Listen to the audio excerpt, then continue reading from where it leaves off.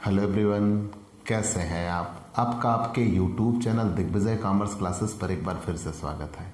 हम आपके लिए अपने इस YouTube channel Digvijay commerce classes पर बीकॉम के सिलेबस के कंपलसरी सब्जेक्ट इनकम टैक्स की पूरी एक सीरीज लेके आ रहे हैं, जिसमें आपको एक तरफ से हर एक रूल और उनके प्रैक्टिकल क्वेश्चन 1 बाय 1 मिलता है। आप हमसे जुड़कर अपने कॉमर्स की पढ़ाई एक प्रॉपर वे में पूरी कर सकते हैं। जैसी पढ़ाई यहाँ पाना चाहते हैं, बिल्कुल वैसी ही पढ़ाई आपको यहाँ दी जाती है। हम आपकी पढ़ाई की उन ज़रूरतों का ख्याल रखते हैं। हमें ये पता है कि आपके लिए वो क्लासरूम पढ़ाई, वो ऑफलाइन पढ़ाई बेहतर क्यों हुआ करती थी। हम हर एक विद्यार्थी की नब्ज़ टटोलना जानते हैं। हमें ये पता है एक कॉमर्स का स्टूडेंट कहाँ दिक्कत महसूस करता है, क्योंकि हम खुद बायोलॉजी के स्टूडेंट रहे हैं। हमें ये पता है कि आप किस तरीके से पढ़ाई करिए, कौन सी पढ़ाई आपको पसंद आएगी और कौन सी पढ़ाई आपको समझ में आएगी। हम उन ज़रूरतों को ध्यान में रखते हुए आपके लिए ये क्लासेस लेके आते हैं और आपकी एग्ज़ाम प्रिपरेशन आपके घर बैठे आपकी अपनी शर्तों पर कराना हम सुनिश्चित करते हैं। तो प्यारे दोस्तों, देर किस बात की। अगर आप हमसे नए जुड़ रहे हैं तो सबसे पहले हमारे इस YouTube channel Digvijay commerce classes को सब्सक्राइब करिए, शेयर करिए, बेल आइकन दबाइए, ताकि आपको हमारे लेटेस्ट वीडियोज़ के अपडेट मिल सकें। आप हमसे पेड क्लास भी ले सकते हैं। पेड क्लास पाने के लिए आप हमारे व्हाट्सएप नंबर पर व्हाट्सएप करिए, मैसेज करिए, आपको पेड क्लास की पूरी जानकारी दे दी जाएगी, जिसमें आप बहुत थोड़े से शुल्क का भुगतान करके हमसे एक रेगुलर क्लास पाते हैं।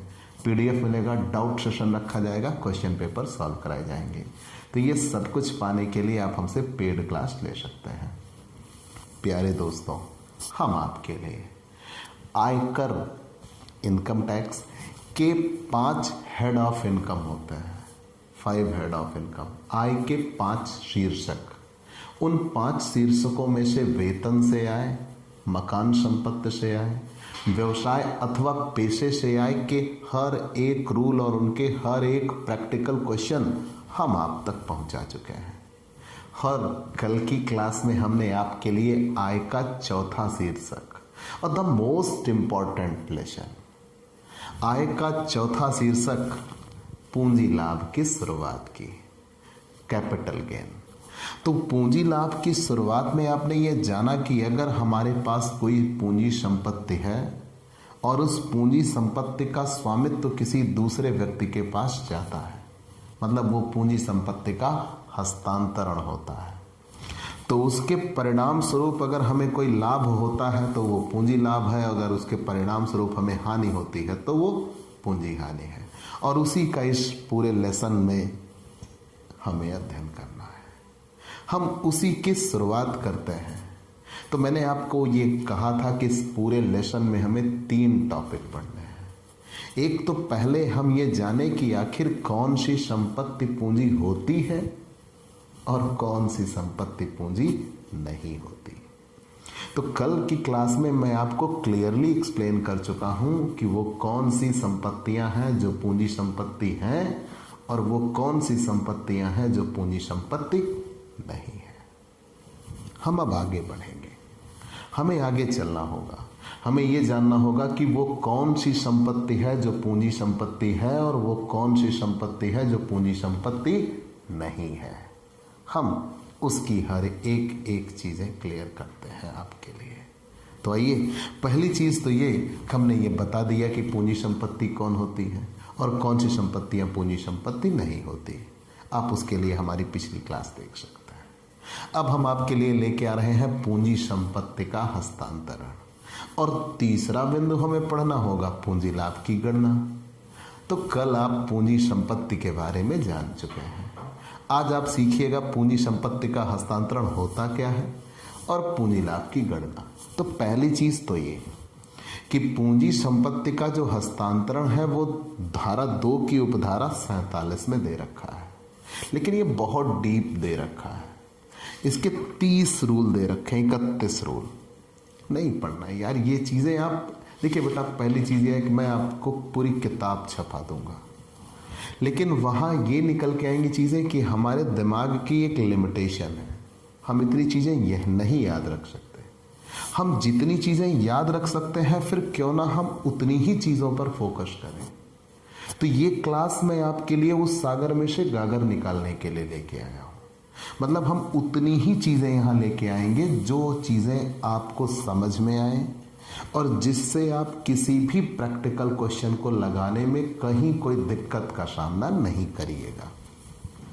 ठीक, तो पूरी बात आप ये जानिए। आय के 5 शीर्षक बनते हैं। वेतन से आय, मकान से आय, व्यवसाय अथवा पेशे से आय, पूंजी लाभ और अन्य साधनों से आय। वेतन से आय, मकान से आय, व्यवसाय अथवा पेशे से आय, ये तीनों तो हम आपके लिए पूरी तरह से क्लियर कर चुके हैं।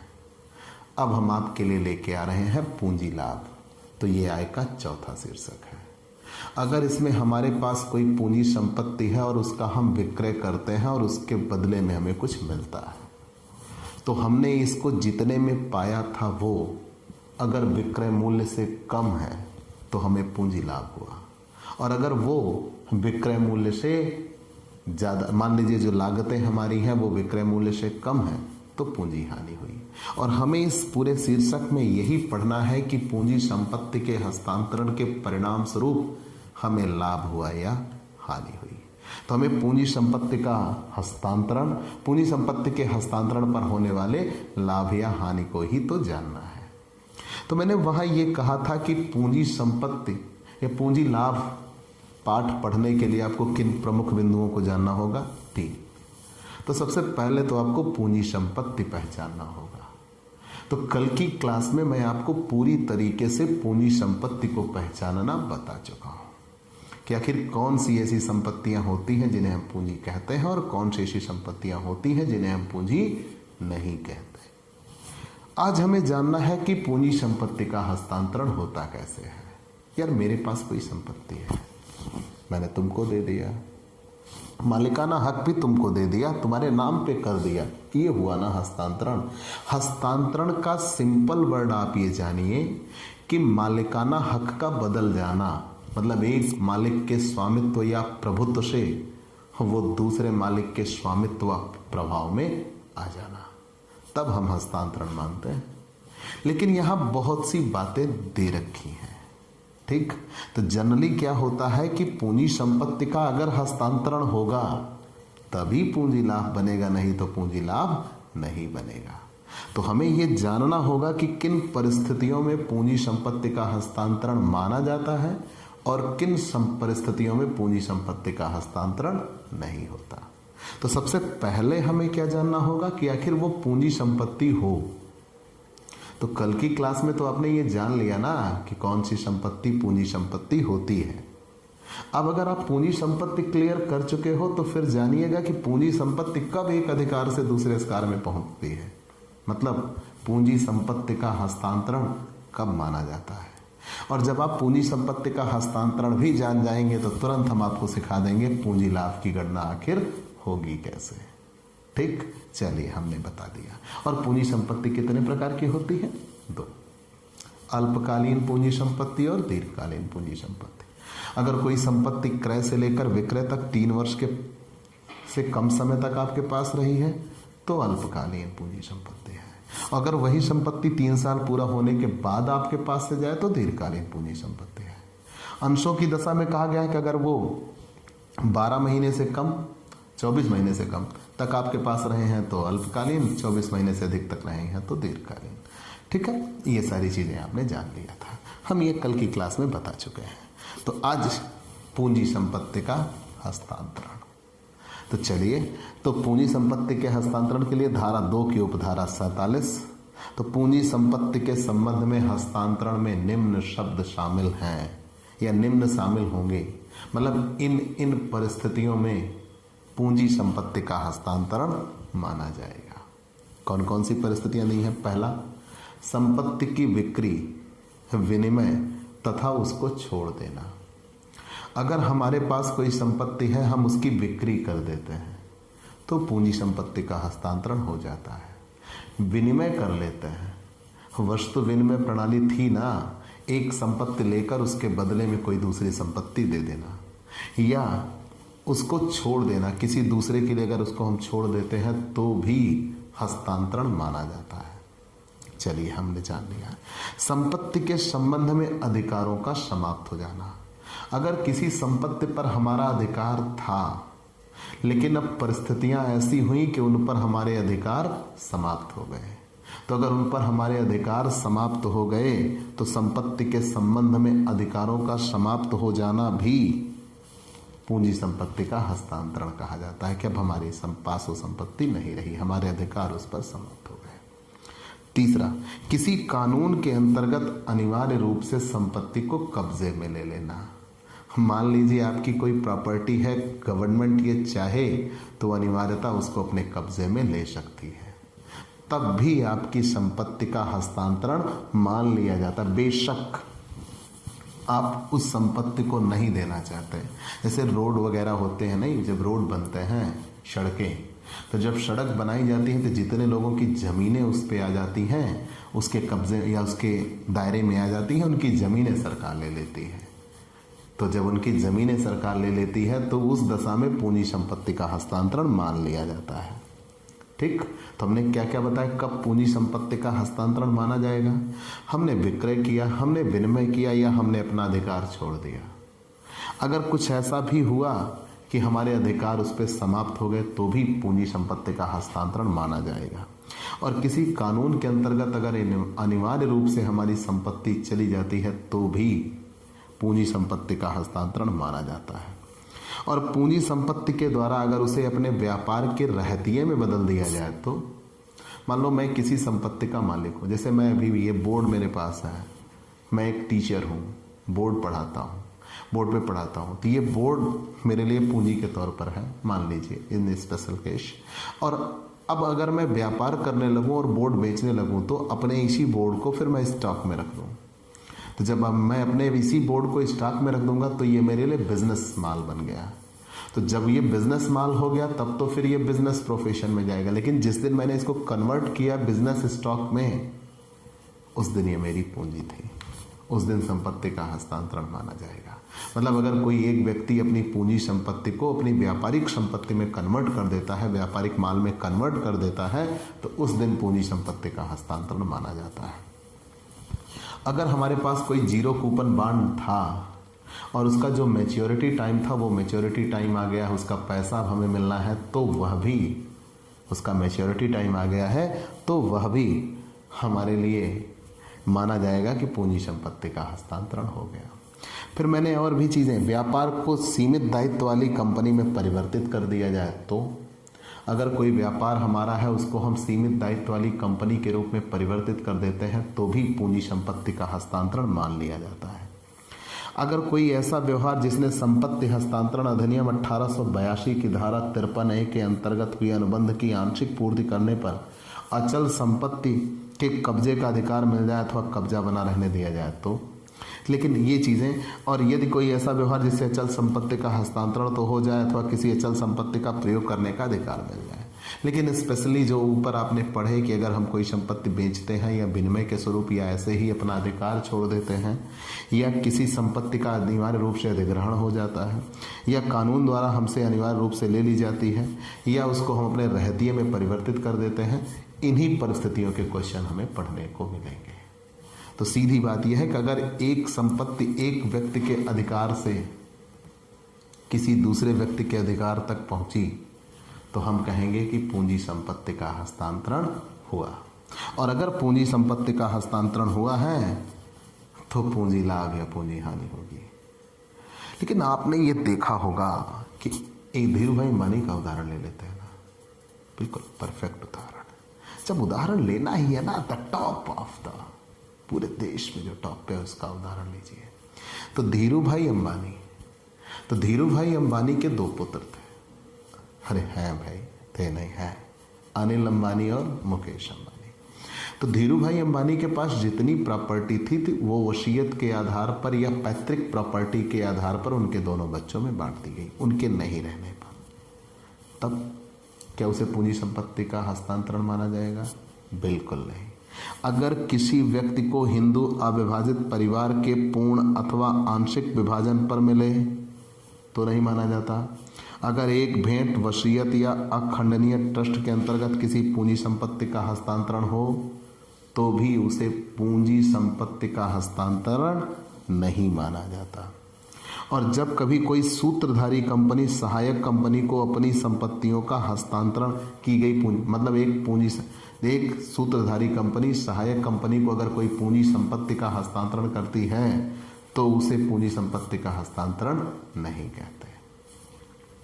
फिर यहाँ एकीकरण की किसी योजना के अंतर्गत एकीकरण की जाने वाली कंपनी के द्वारा पूंजी संपत्ति का हस्तांतरण किया जाए तो उसे भी पूंजी संपत्ति का हस्तांतरण नहीं कहा जाता। तो ये ऐसी विशेष सिचुएशन है, लेकिन आप सिर्फ इतना जानिए, बहुत डीप जाने की ज़रूरत नहीं है। हमने ये जान लिया कि वो कौन सी संपत्तियां हैं जो पूंजी संपत्ति हैं। पूंजी संपत्ति कितने प्रकार की होती है ये सब तो हम पिछली क्लास में बता चुके हैं।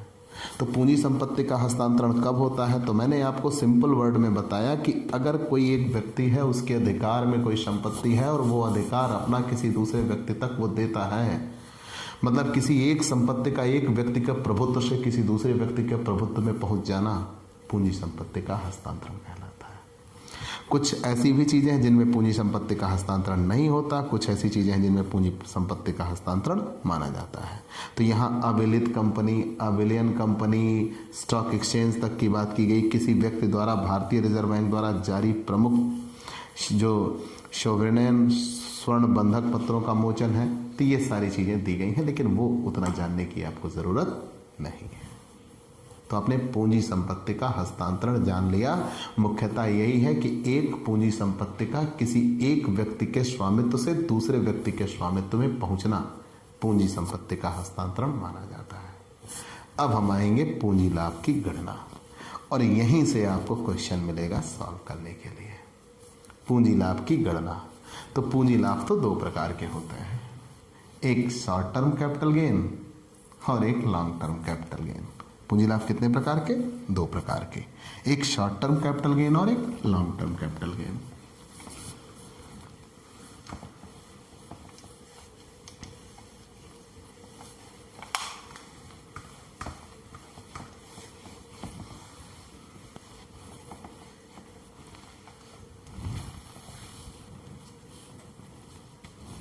तो हम पूंजी लाभ की गणना पे आ गए, और दो प्रकार के पूंजी लाभ होते हैं, एक शॉर्ट टर्म और एक लॉन्ग टर्म। तो कंपुटेशन ऑफ, हम किस शीर्षक में, चलो हेडिंग डाल के बता देते हैं, पूंजी लाभ की गणना, मतलब हम किस शीर्षक पे आ गए, तीसरे पॉइंट पे पहुंच चुके हैं, पूंजी लाभ की गणना। पूंजी लाभ की गणना, ठीक, पूंजी लाभ की गणना। और पूंजी लाभ कितने प्रकार के होते हैं? दो प्रकार के होते हैं, एक शॉर्ट टर्म और एक लॉन्ग टर्म। तो शॉर्ट टर्म कैपिटल गेन कैसे वैल्यूएट किया जाएगा और लॉन्ग टर्म कैपिटल गेन कैसे वैल्यूएट किया जाएगा, मैं फॉर्मेट बनाता हूं जो पूरे लेसन के लिए होगा। Computation of short term capital gain, computation of short term capital gain, ठीक, फॉर द असेसमेंट ईयर, ठीक है। आप यहां असेसमेंट ईयर मेंशन कर देते हैं, फिर शॉर्ट टर्म कैपिटल गेन हम निकालते हैं, ठीक। एक फॉर्मेट मैंने आपके लिए बता देना है, computation of short term capital gain. बिल्कुल ऐसा ही हम लॉन्ग टर्म कैपिटल गेन भी निकालेंगे। तो पूंजी लाभ की गणना सीखना है, तीसरा टॉपिक। और पूंजी लाभ कितने प्रकार के होते हैं? दो प्रकार के होते हैं, एक शॉर्ट टर्म और एक लॉन्ग टर्म। तो पहली चीज तो यह है, शॉर्ट टर्म कब होता है? अगर कोई संपत्ति हम 3 साल पूरा होने के पहले पहले बेच देते हैं तो वो शॉर्ट टर्म कैपिटल गेन है। अगर किसी मान्यता प्राप्त स्टॉक एक्सचेंज की बात की गई है, हमारे पास कोई शेयर आदि है, तो वो 24 महीने पूरा होने के पहले अगर बेच देते हैं तो शॉर्ट टर्म है, ठीक। और किसी संपत्ति पर अगर WDV पद्धति से ह्रास लगता है तो वो भी शॉर्ट टर्म कैपिटल गेन होता है। ठीक, मैंने आपको क्या क्या कहा, अगर स्पेशली कोई संपत्ति 3 साल पूरा होने के पहले पहले बेच दी जाती है तो शॉर्ट टर्म कैपिटल गेन है, और अगर 3 साल पूरा होने के बाद बेची जाती है तो 36 महीने कहा है आपकी किताब में। तो आप 36 महीने जानिएगा, मैं 3 साल बोलने में आसान होता है इसलिए मैं 3 साल बोलता हूँ। तो अगर कोई संपत्ति 36 महीना पूरा होने के पहले पहले बेच दी जाती है तो शॉर्ट टर्म कैपिटल गेन है, और अगर 3 साल पूरा होने के बाद बेची जाती है तो लॉन्ग टर्म कैपिटल गेन है। अगर आपके पास कोई शेयर है और वो 2 साल पूरा होने के पहले पहले बेच दिया जाता है तो शॉर्ट टर्म कैपिटल गेन है, 2 साल पूरा होने के बाद बेचा जाता है तो लॉन्ग टर्म कैपिटल गेन है। और अगर आपके पास कोई UTI unit trust of India या कोई शेयर या कोई जीरो कूपन बॉन्ड की दशा में है तो 12 माह से कम समय तक के लिए है तो शॉर्ट टर्म, और 12 माह से अधिक समय के लिए है तो लॉन्ग टर्म। ठीक, चलिए मान लिया। सामान्यतः अंशों की दशा में 2 वर्ष कहा गया है, 2 वर्ष से कम समय तक के लिए आपके पास है तो शॉर्ट टर्म, और 2 वर्ष से अधिक समय के लिए आपके पास है तो लॉन्ग टर्म। ठीक, तो हम पूंजी लाभ की गणना, ये 10 नंबर का क्वेश्चन आता रहा है कि पूंजी लाभ की गणना होती कैसे है। ठीक, आइए तो पूंजी लाभ की गणना तुरंत हम इसे बताएंगे। पूंजी लाभ की गणना, तो पूंजी लाभ की गणना में हमने आपको यह बताया कि पूंजी लाभ शीर्षक में पूंजी लाभ की गणना निम्न प्रकार से की जाएगी। तो पूंजी लाभ कितने प्रकार से होते हैं? 2 प्रकार से, एक अल्पकालीन पूंजी संपत्ति, एक अल्पकालीन पूंजी लाभ और एक दीर्घकालीन पूंजी लाभ। तो हमने फॉर्मेट बनाया किसके लिए? अल्पकालीन पूंजी लाभ के लिए। ऐसे ही बिल्कुल हम एक फॉर्मेट बना देंगे दीर्घकालीन पूंजी लाभ के लिए। तो computation of long term capital gain,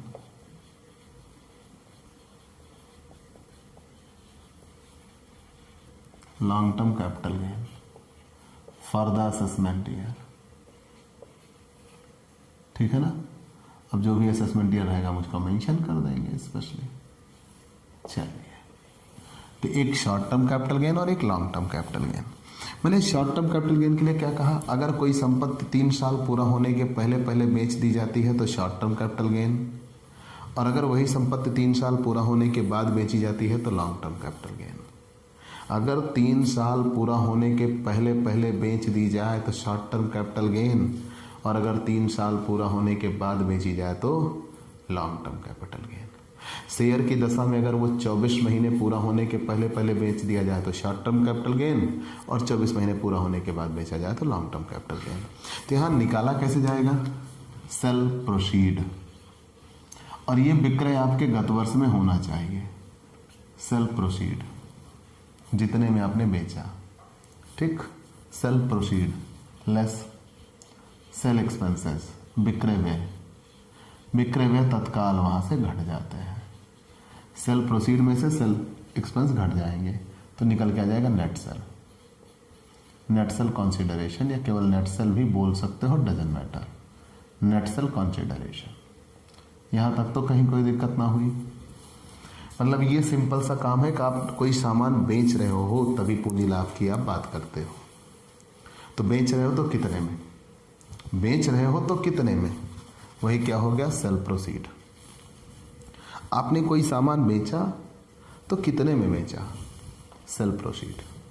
ठीक, चलिए हमने जान लिया। लेस सेल एक्सपेंसेस, विक्रय व्यय। अगर कोई सामान आप बेचोगे तो कितने में बेचोगे? Sale proceed. ठीक, लेस सेल एक्सपेंस, विक्रय व्यय, विक्रय व्यय घट जाएगा। तो जैसे ही विक्रय व्यय घट जाएगा तो शुद्ध बिक्री आ जाएगी।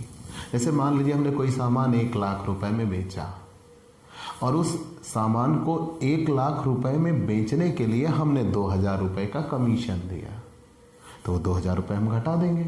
सही मायनों में हमारे द्वारा की गई बिक्री 98,000 की है। तो मतलब वास्तव में हम जितने की बिक्री करते हैं, पहले जितनी बिक्री की वो, उसमें से जितना बिक्री व्यय होगा वो घटा देंगे। जैसे ही बिक्री व्यय घटा देंगे तो शुद्ध विक्रय प्रतिफल आ जाएगा, net cell consideration.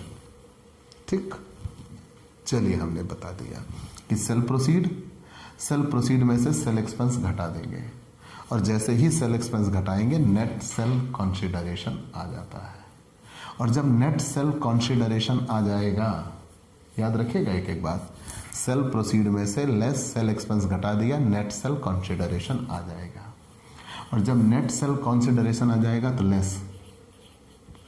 Less net cell consideration आ जाने के बाद लेस कॉस्ट ऑफ एक्विजिशन, जो संपत्ति हमने खरीदी थी फिर वो संपत्ति थी कितने की, उसकी लागत, प्राप्त करने की लागत, एक्विजिशन, जो संपत्ति हमने खरीदी थी वो थी कितने की, कॉस्ट ऑफ एक्विजिशन।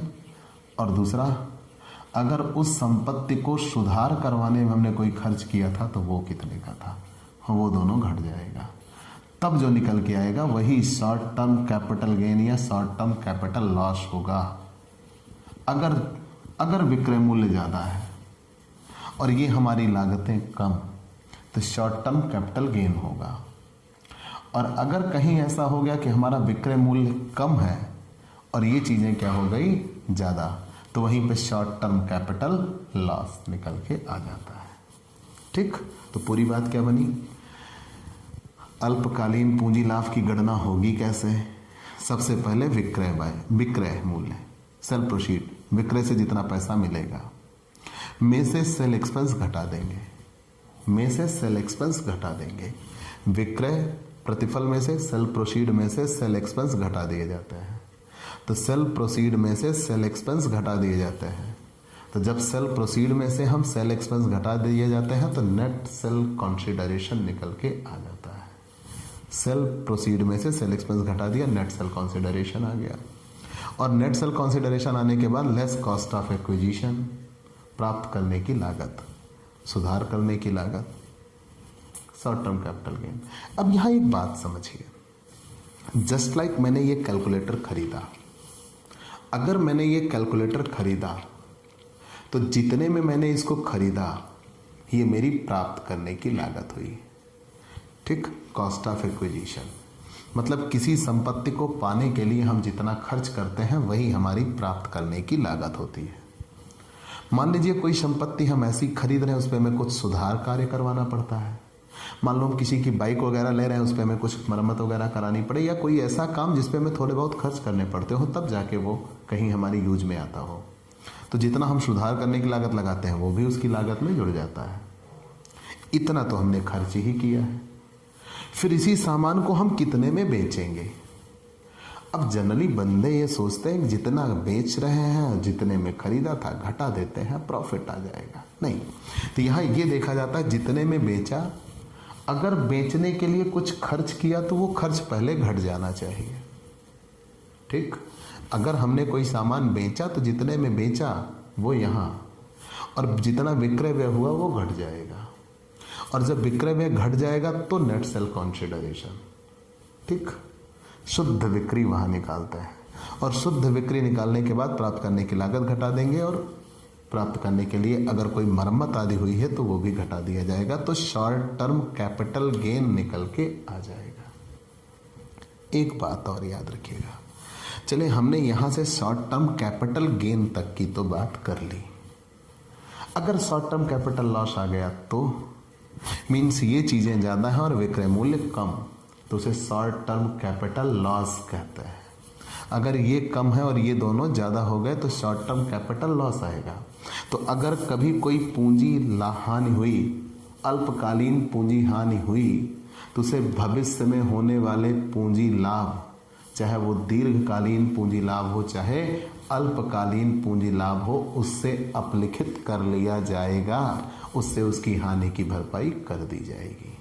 तो अगर कोई शॉर्ट टर्म कैपिटल लॉस है तो शॉर्ट टर्म कैपिटल लॉस की भरपाई आगे चलकर शॉर्ट टर्म कैपिटल गेन या लॉन्ग टर्म कैपिटल गेन किसी से भी की जा सकती है। ठीक, चलिए हमने ये जान लिया। और दूसरी बात, अगर लॉन्ग टर्म कैपिटल गेन हुआ तो सेल प्रोसीड, तो सेल प्रोसीड तो ये रहा, लेस सेल एक्सपेंस, ठीक, सेल प्रोसीड में से सेल एक्सपेंस हमने घटा दिया। तो जैसे ही सेल प्रोसीड में से सेल एक्सपेंस घटाते हैं, नेट सेल कंसीडरेशन, शुद्ध विक्रय निकल के आ जाता है। ठीक, सेल प्रोसीड में से सेल एक्सपेंसेस घटा देते हैं। तो जैसे ही सेल प्रोसीड में से हम सेल एक्सपेंसेस घटाते हैं, नेट सेल कंसीडरेशन निकल के आ जाता है। क्लियर? यहाँ तक तो कहीं कोई दिक्कत नहीं कि सेल प्रोसीड में से सेल एक्सपेंस घटा दिया, नेट सेल कंसीडरेशन आ गया। अब नेट सेल कंसीडरेशन आने के बाद less indexed cost of acquisition, indexed cost of acquisition, indexed cost of acquisition, और दूसरे पे इंडेक्स्ड कॉस्ट ऑफ रिपेयर। हाँ, कंफ्यूजन में आ गए ना। चीजें तो सब कुछ वही हैं, लेकिन ये इंडेक्स्ड कॉस्ट ऑफ एक्विजिशन क्या था और इंडेक्स्ड कॉस्ट ये आ जाएगा लॉन्ग टर्म कैपिटल गेन। ठीक, लॉन्ग टर्म कैपिटल गेन ध्यान दीजिएगा। तो सबसे पहले हमें तो सेल प्रोसीड में से जितना सेल एक्सपेंस है, सेल एक्सपेंस हम घटा देंगे। सेल प्रोसीड में से सेल एक्सपेंस घटा देंगे। तो सेल प्रोसीड में से जैसे ही हम सेल एक्सपेंस घटाते हैं, नेट सेल कंसीडरेशन निकल के आ जाता है। नेट सेल कंसीडरेशन निकल के आ गया।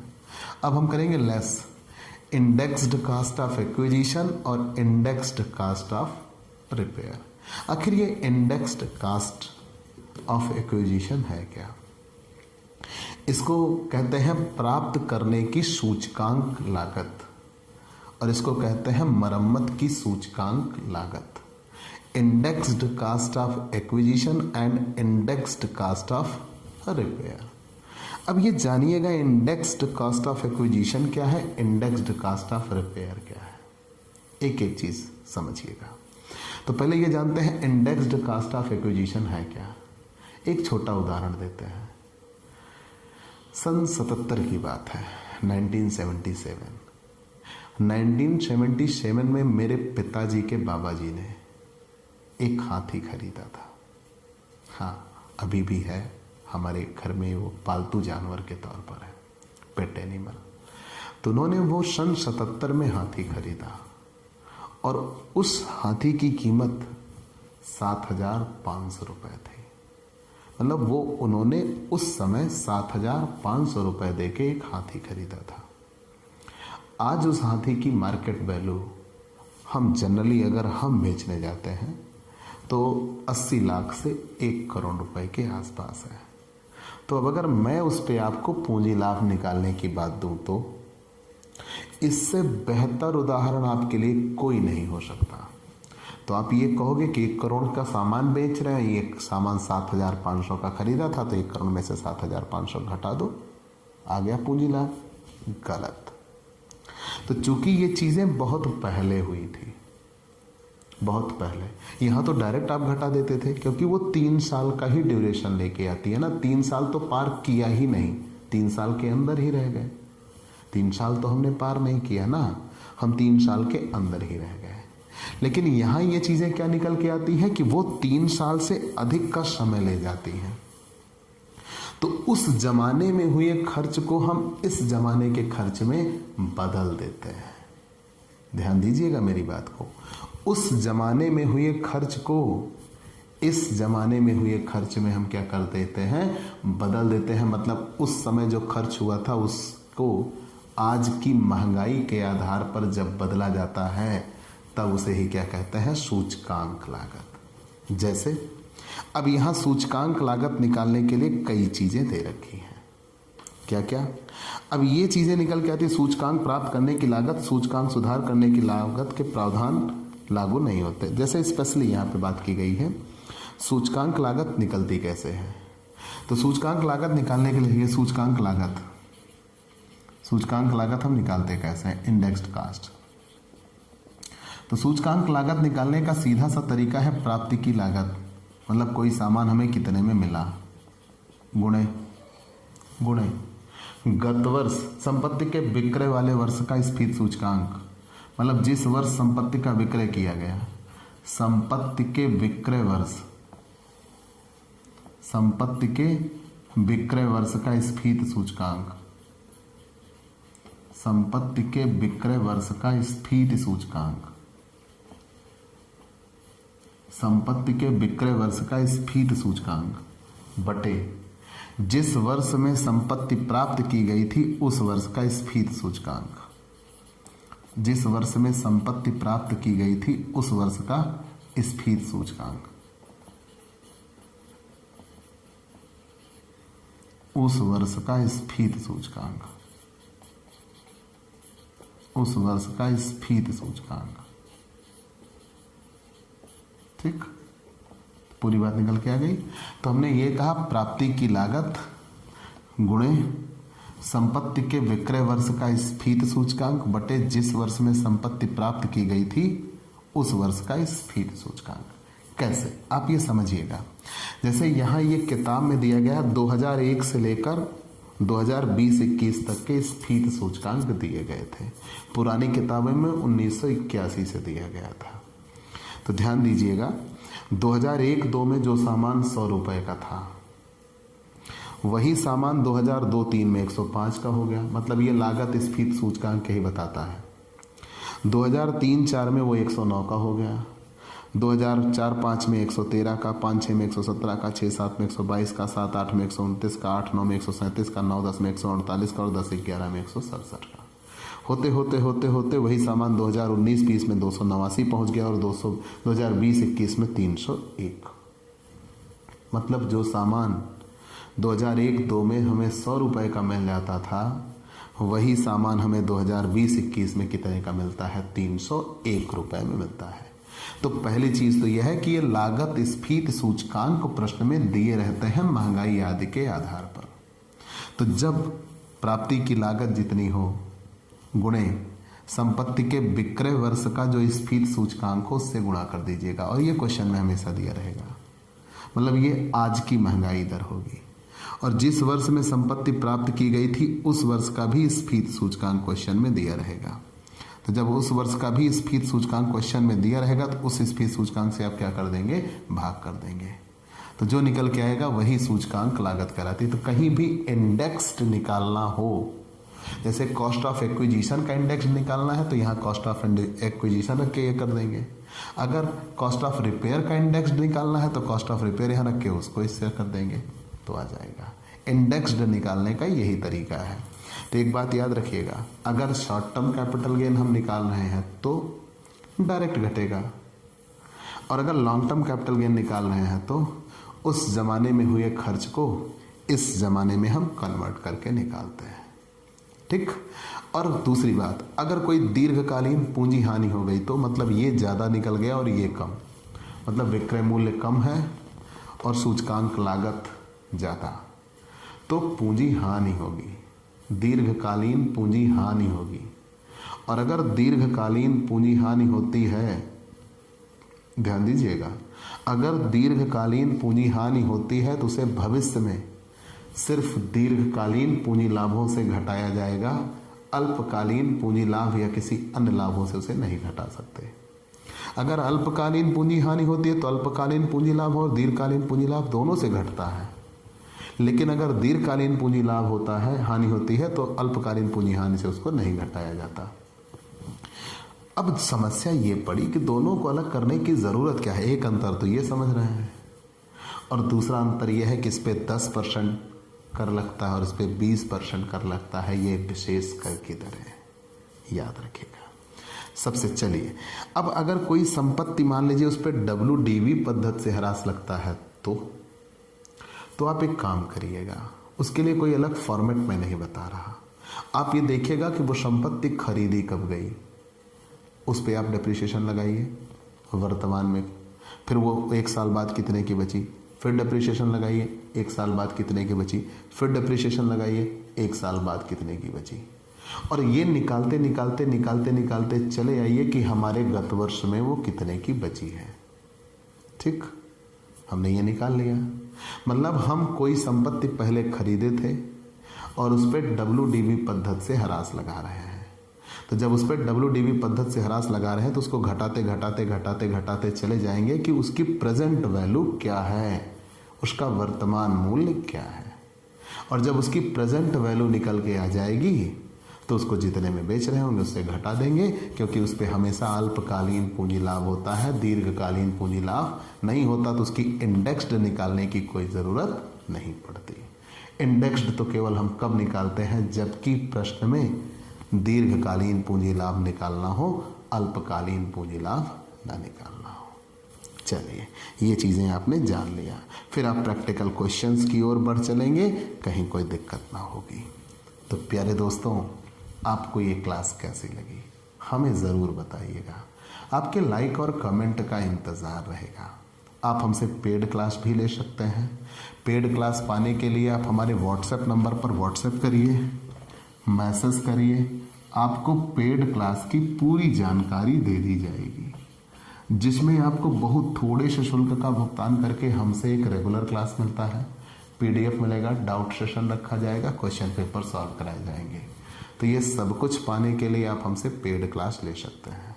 और स्पेशली अगर आप हमसे नए जुड़ रहे हैं तो सबसे पहले हमारे इस YouTube channel Digvijay commerce classes को सब्सक्राइब करिए, शेयर करिए, बेल आइकन दबाइए, ताकि आपको हमारे लेटेस्ट वीडियोज़ के अपडेट मिल सके। तो आज की क्लास में इतना ही। अगले दिन फिर नए टॉपिक के साथ आपसे मुलाकात होगी। तो आज की क्लास यहीं पे समाप्त करते हैं। चलते हैं दोस्तों, बाय बाय दोस्तों।